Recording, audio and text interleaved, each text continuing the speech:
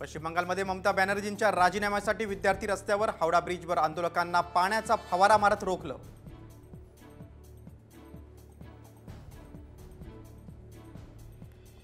महाविकास आघाडीने उद्या दिली मालवण बंदची हाक। महाराजांचा पुतळा कोसळल्याप्रकरणी मालवणमध्ये मोर्चाही काढणार।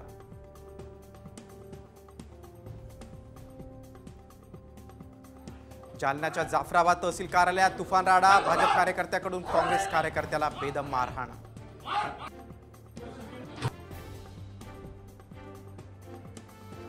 उल्हासनगरच्या 17 सेक्शन चौकात ट्रकनं 5 रिक्षा आणि अनेक दुचाकींना उडवलं। सुदैवानं जीवितहानी नाही, एक जण गंभीर जखमी।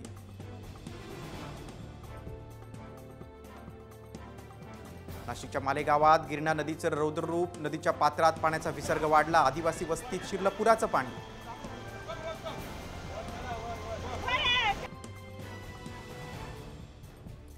जय जवान पथकाची पुन्हा एकदा नेत्रदीपक कामगिरी। ठाण्यात जय जवान पथकाने रचले 9 थर।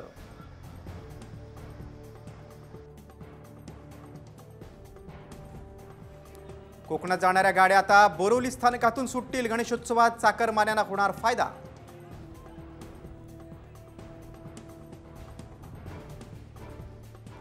सिडकोच्या कळंबोली, खारघर आणि घडसोली नोडमधल्या 902 घरांची निगारी आज सोडत। संगणकीय सोडत 10 ऑक्टोबर 2024 ला काढणार।